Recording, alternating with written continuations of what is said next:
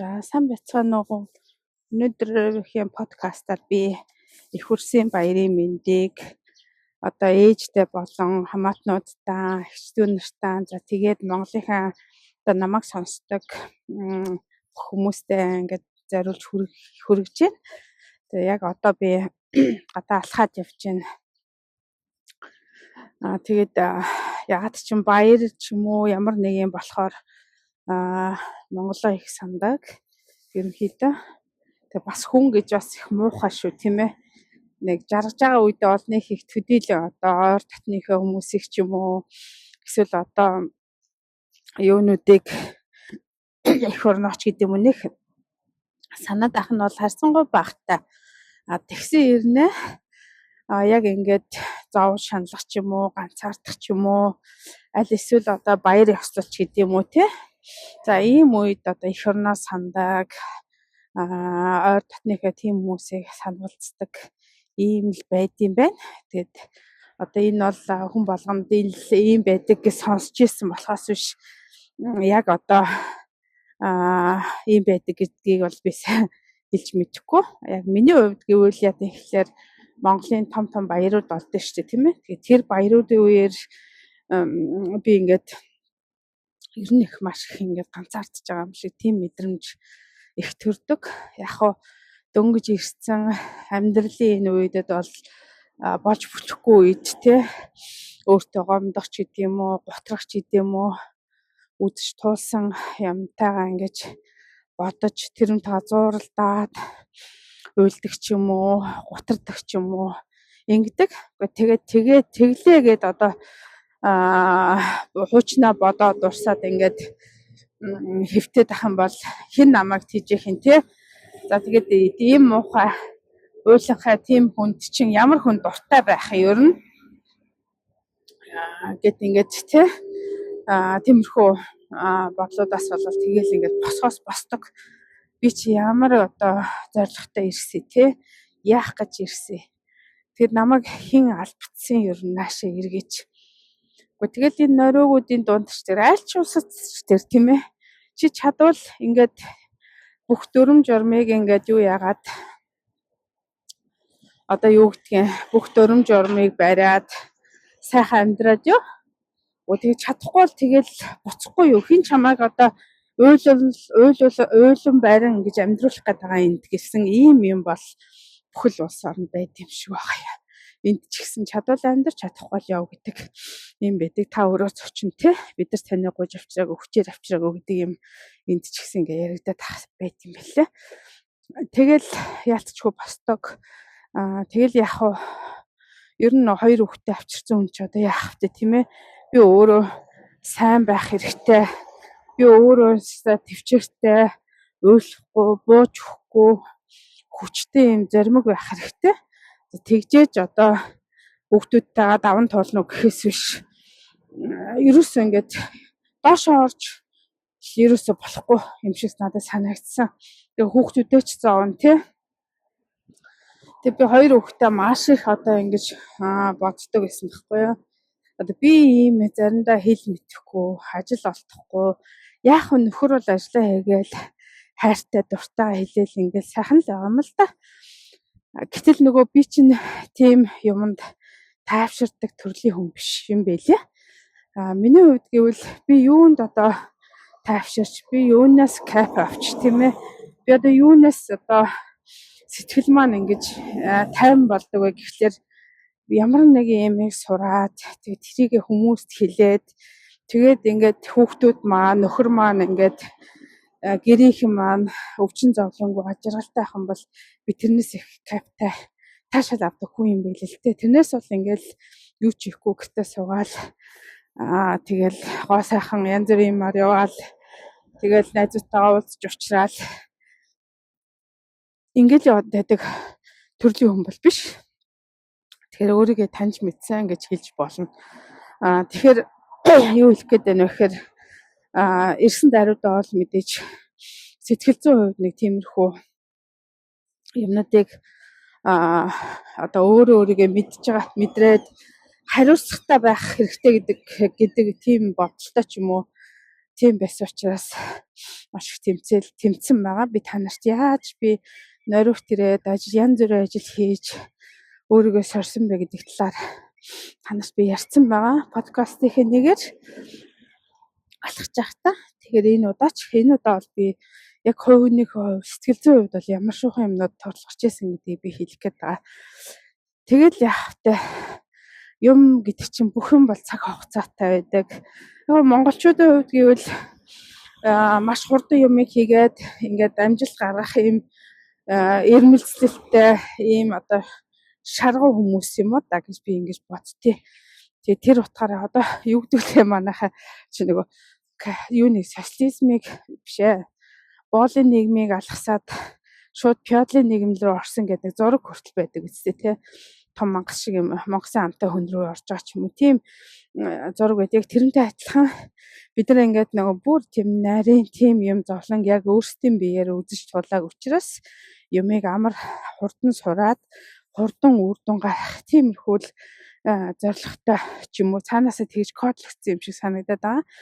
Магадгүй одоо тэрийг дэлхийг эзэлж явж исэн тэр цус ч гэсэн одоогоор байдсан болов уу гэж бодоод байгаа. Тэгээ юмны амжилтанд хүрэх гэж яардаг.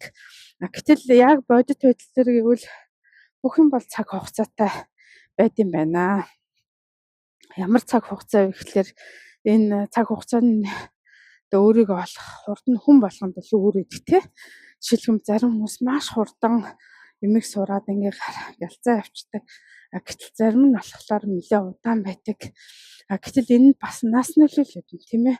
Жишээлх юм бол та нар нам ингээл нэг влог хийх гээл тэгэл ингээл юм оролдол харагддаг баг тийм ээ. Тэгэл юунч төвхтэйнд одоо сайхан тайван байж болдгүй бахта энэ насанд юу вэ те ажил байна, нөхөр байна, хүүхэд байна, мөнгө төгрөг байна. Одоо ийм сайхан оронд очиж яах гээл ингээд өөрийгөө зовоогоод идэм бэ гэж ингэж бодож яаш магадгүй тий. Гэтэл яадаг вэ гэхлээр хүн болгонд өөр идэг тий. Хүнийг харах өнцг нь их өөр идэм шиг байгаа. Тэгэхэд яг хүмүүс тэгж бодог тий. Бодохгүй нь бол бодохгүй. Гэхдээ би өөрийнхөө хувьд яадаг вэ гэхлээр би түрүүнд хэлсэн тий. Миний хувьд гэвэл шинэ ямиг сураад тэрийг ингээ хүмүүстэй хуваалцаад ингэж явж байхдаа их сайхан сэтгэл хандаг ийм төрлийн хүн байгаа байхгүй юу. Тэгэхээр би яалтчгүй л одоо өөрийнхөө сонирхлоор л энийг хийгээд байгаа гэсэн үг. Тэг хүмүүс төвхтэй санагч магадгүй тэр бол ерөөсөө хамаагүй тийм ээ. Тий хүмүүсийн одоо төв бодол янз бүрийн бол хамаагүй. Би өөрөө их сайхан одоо энэс их юм сураад мэдээд ингээд байгаа л надад их сайхан санагдаад байгаа байхгүй юу. Тийм учраас энийг ингээд тогтмол хийгээд байгаа. За тэгээд хэрэгэд ярианд орё. Тэгэхээр тэр зүйл юундэ шинэ ямиг сурах тийм юм хурдан ярилцсангүй адилгүй байдаг гэсэн тий. Тэг би нөгөө өөрийгөө маш их одоо удаашгирсан. Нэлээд удаан ярьдаг басан гэдэг би юунаас мэдсэн гэхлээр би оюутан болоо мэдсэн байхгүй. Би ингээд оюутан болоод 40-оос одоо 40 хэдтэй орсон бэ? Сургуульд очиод 46 лоттой орсон юм да. Тэгээ орсон чинь дандаа 20 насны хүүхдүүдтэй орсон.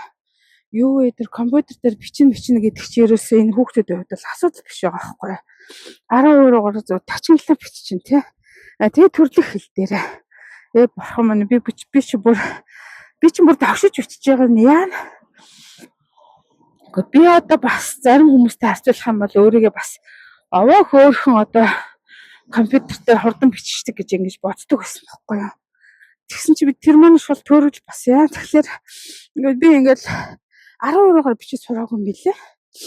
Тэгээ яг би овоо хурдан бичдэгт ордог. Тэгсэн чинь 12-оор бичнэ гэдэг чи ерөөсөө цаанаасаа тийм чадвар тэгээд авиас тэгээд ийм тусгай курс байт юм байна. Тэг тийм юмыг залуудаас сурцсан хүмүүс чи ерөөсөө тийм тоорох юмгүй те. Тэр компьютерийг, машин, янз бүрийн технологиг ашиглахдаа тэр хурцтай хэвээр байгаа байхгүй. Энэ тэнд дараал. Гэтэл миний хувьд эн чинь шал өөр байдал үүссэн. Би яагаад энэ ядаж нэг 13-аараа сурчаагүй юм болоо гэж ингэж би өөрийгөө маш их голсон. Бүх юм уншаад орно шалгалтын дээр. Тэгэл зогсоо цаагүй бичээл байгаа хэрнээ яд тэгэхээр Нөө хүүхдүүд чи юмнуудаа 2 3 цагт бичээ гараа авчихна. Хамгийн сүүлийн үлдгүүл би л үлддэг. Яг л нөө битсэн унсан юм а гүйцэж бичиж гээд амар хичээж байгаа байхгүй юу. Тэгээ нөрөглөл дээр бичиж авчаас тэр амар их цаг орно бодно. Тэгээд иймэрхүү байдлаас би өөрийнхөө хурдыг ямар амар удаашрсан юм бэ гэдэг мэдсэн. Тэгээ надад бол үнэхээр гонигтой санагдсан байхгүй. Үгүй нэрэн тий 10 руугаас бичиж сурчаагүй. Үгүй нэр юу хийж исэн юм болоо би. Ингээ би бодож исэн. Гэхдээ яг энэ нь бол бодлоо одоо ч ярьлаг байгаа. Хэрэв би тийм курс хамаал би ч гэсэн одоо суугаад 10 ураагаар бичдэг болмоор л байна. Яг тэгэхээр миний өдөр тутмын ажил чинь бас л хайдлах тийм юм бичдэг. Одоо жишээлх юм цаасан дээр ингээд рецептнүүд орж ирдэг. Тэрийг маш хурдан хугацаанд компьютер дээр бичиж ийм шаардлага гардаг байхгүй юу? Нөгөө хүн чинь хүлээгээд байгаа байхгүй юу? Зарим нь бол тэгэл хүлээн ингээл ширээ мэрээ тогшоол дургуутсаж байгаа илэрхийлнэ. Зарим нь нүүрэн дээрээ илэрхийлнэ. Тэгсээр энийгээд тэр болгонд чинь одоо их айтаахан ийм хурдан ийм бичиж үйлчилж сурмаар санагдтыг. Тэгээ тэр утгаараа яагаад аваа гэхлээр за уучлаарай машин яваад байна. Тэгэхээр тэр утгаараа ер нь юмд их тэр шинэ гарч байгаа юмтай өөрийнхөө насыг гололгүйгээр багч гэсэн ингээд сураад авах хэрэгтэй байна гэж ингэж бодсон. Тэгээ тэр тийм шин чанараараа ч бас энэ влог хийх гэж оролдоод байгаа. Би бас нэг шинэ влогийг одоо утсаа ингэж тавьчаад яаж одоо хөдөлгөөнгөө бичдэг талаарх юм одоо юу гэдэг вүлээ. За гар авсан баг. Авсан тэгээ тэрийг би охиноосоо зээлээд авсан байгаа. Тэгээд тэрийг хэрвээ яг ашиглаад одоо би 2 хонж байна. Зарим юм дээр нь фактлаа одоо эргүүлж мэргүүлээд зарим конопмон дээр нь амар инээдтэй. Одоо эргүүлэх юм дээр нь буруу тийш харуулцдаг ч юм уу. Тийм юм бодлоонууд бол их үүсээд байгаа. Гэхдээ яг хөгжилтэй юм байлээ. Тэгээ тэрийг гартаа оруулчих юм бол миний влогны бичлэгийн чанарт бас нэг гайгүй өөрчлөлт орох болов уу гэж ингэж бодож байгаа. За тэгээд нөгөө Норвегийн талах ярьж их үрсийн баярын талах ярьж юу ч болоо яач мэдхгүй.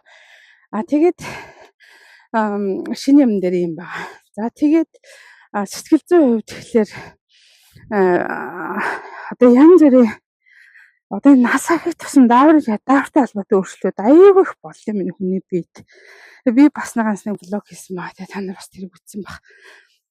Сэтгэл зүйн хувьд ингээд төгшөхтэй санаа зовох иймэрхүү юм их гарт юм байна. Тэгээд ганцаардагч гэдэг юм уу. Тэгэл энэ бол мэдээж яг тэгэл эренгүүт би юу гэж боддог гэхээр за би чинь ганцаараа ямар хөгших гээд байгаа ш тий. Би ямар ганцаараа тавихарчаад яваад байгаа ш. Гэхдээ би ганцаараа ямар ингэж яаж байгаа ш. Тэгээд надаас илүү сайн сайхан одоо амьдрч чадахгүй байгаа ийм хүмүүс энэ дэлхийгээр дүүрэн биш тий. Тэгвэл ингэж ингээл бодчих тий. Тэгээд энэ ингээд бодонгууд арилна гэж юусоо байхгүй. Тэгэнгүүт нь яа гэвэл ерөөсөө хувцас өмсөл алхахдаг байхгүй юу. Тэгээд энэ алхалт маань надад бас ингэж тусалдээ. Бас хөөрхөн эхний хэдэн минут нь ингээл санаа зовох, төвшөөрлөх хиймэрх юм ингээл яваал байна. Заримдаа уйлмар санагдвал уйлчин тэгж байгаа л тэгэл нэг сүүл рүүгээ арай айтаахан болол тэгэл гэртээ орж ирж байгаа юм чи. Тэгэл би бодтээ. Үгүй нэрээ иймэрхүү аргыг би залуу байхдаа мэддэг гэсэн бол бас одоо өмнөх амьдралаа бүтнээр наваад үлдчих байсан ч юм билүү гэж бас бодтээ. Тэгтээ бол мэдээж тийм нөгөө нэг сайхан нэг блог хүүхд хийсэн байсан би тэрийг үзээгүй л дээ. Тэгээ би энэ залуучуудаа хийж байгаа блогийг аль болохоор их үзэхээсэн гэж бодтээ. Яг л би 2 хүүхдээ ойлгох гэж бас нэлээд болдог байхгүй юу. Яг тэд нар болохоор ингэж боддог юм шиг. Янз бүрийн болоод ээжтэй төөгүүдэд яах вэ те. Хөөрхөн амтны санаагийн зов очно. Тэгээд манай ээж бол хангалттай зовсон одоо жаргах ёстой гэл ингээл намайг ингээд бодоод тах шүү. Гэтэл ээжүүд аауд яадаг вэ гэхлээр хүүхдүүдэд ярьж л байв л те. Жаргалтай үед ч юм уу, зоолонтой үед ч юм уу ямар ч үед хамаагүй ярьж л авах юм бол ээж аваад их баяртай байдаг, юм хаваалцдаг, зөвлөлддөг. Ийм байвал их баяртай юм шүү. Тэгээд таг дугаалга болчоор аягүй их санаа зовно. Тэгээд залгаа давхар уцаа авахгүй мессеж бичгээр нэг ганц нэг үгээр окей гэж хариулдаг ч юм уу тий. Тиймэрхүү байдлаар ингээ хандхлаар ингээд нэг юм тайван биш очдөг байхгүй юу. Тэгэд энэ мэдээж одоо зарим хүмүүс бодож байгаа бүх юм одоо хүүхдүүд хуваалцах ёсгүй, бүх юм одоо тайлагнах ёсгүй, тэр хүүхдтэй орон зайг нь үлдээ гэж тий бити хүүхдээ хянах гадаа гэж ингэж бодож иж магадгүй. Гэхдээ эн чинь бол хяналт биш тий. Би инглээ тэглээ. Тийм болоо би өөрөө ингэж шийдчихлээ гэдэг ч юм уу. Нэг ийм илэн далангуу яриа гэдэг юмыг аюу хэцэгчүүд хүсдэм байна гэж бодсон. Тэг мэдээж тэгээс сургаагүй нь миний буруулах л та. Яг тэгвэл та нар намайг хувийнх нь хувьд анзаарч авах тий. Заавал ингэж шинэ юм эхлэх гэл нөгөө тийх үр дүн үцгэл ингээл өөрийгөө махлал тамлал бусад хүмүүсийг ч гэсэн махалж тамлал гэдэг ийм зантай хүн чинь мэдээж одоо хүүхдүүдтэй асар одоо баг ийм хайр халамж өгсөн ч юм болов гэж би ингээд заримдаа бодтiin. Тэгж бодохоор бүр өөртөө дургу урч байгаа байхгүй. Гэхдээ тэгээ одоо яах вэ? Дургу үрж яах вэ? Тэр алдааг чинь засах гэж аль хэзээ ороод ч юм байгаа. Гэхдээ яг уу би одоо тэр алдааг яаж засах вэ гэвэл би хүүхдүүдийнхээ хүүхдээр ч юм уу эсвэл нэмэж одоо тэгж алдаа гарахгүй хаас ингэж боддог болсон. Тэгэл амьдрал чи ямар жоор заавартаа ирэх биш тийм ээ. Гэхдээ л яг уу хүн болгоо хичээл мэрийгээл чадлыг яриад зүтгэл ингээл явж байгаа. Яг харахтал ингээл тэ өнгөц харахтал ингээл таны нүдэнд энэ тэр хүн ад жаргалтай бай баясгалангаар ингээд бялхаж байгаа юм шиг боловч гэтэл яг үндсэндээ гэвэл цаана яг адилхан хүн байдаг тий. Гэл ингээл би бодтiin. Тэгэж бодохоор тэгэл өөр ирэхгүй. Тэгэл өөрийгөөч буруутгах болно, бусдыгч буруутгах болно. Тэгэл нэг сайхан амар болоод явчихдээ. За нэг иймэрхүү юм ингээ ярьж जैन. Тэгээ би нэг ингээ яагаад ярьж байгаа вэ гэх тэгэхээр өнөөдөр би 6 сарын 1-ний өдөр их хурсын баярын өдөр. Тэгээ хүүхэд байхдаа хамгийн хүсэн хүлээдэг байсан баяруудын нэг 6 сарын 1 гэхлээр л энэ дэлхийн хамгийн сайхан баяр шиг санагддаг байсан. Яг тэгвэл ингээл ээж охтуудтай ингээл нэг өөрхөн даавуугаар амар гоё юм палаж ингээл хийж өгдөг. Тэгэл ах чи бас өөрхөн гоё чин. Тэгэл бүгдээрээ босоод юу яадаг одоо сумын төвөн дээр ямар нэг байсан тоглоомын талбайлаа өгж байхгүйсэн баг. Ганц нэг иргэдэг юм л санагдаад тийшээ энэ төр очдог.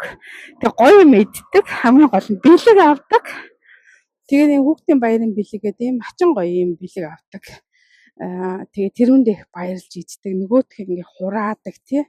Нөөцөж байгаа дараахийн өдөр ганцаар иддэг ч юм уу. Ийм одоо цаг үед тэмдэглэдэг байсан болоод ч тэрөө үнэхээр одоо мартагдчихгүй юм баяруудын нэг. Тэгээд дараа нь би хүүхдүүдийнхээ болсон хойно хүүхдүүдийнхээ баярыг аль болохоор их сайхан тэмдэглээд ингээ өнгөрөө гэж ингэж боддог л байсан. Тэгэл яг хуу чадлаараа л гангална. Тэгэл парк руу дагуулж чинь зөндөө уртаа очроо тэрэнд нь очрлол. Тэгэл нэг ганц хоёр тоглоом дээр тоглосон болол тэгэл буцаал ирдэг. Тэгээ гоё хоол идэл тэгэл бас бэлгийн нөгөөл тэгэл дуусдаг байлаа. Тэгтээ энэ баяр бол үнэхээр байх ёстой. Манай Монгол тэмдэглэдэг ийм сайхан баяруудын нэг гэж боддог.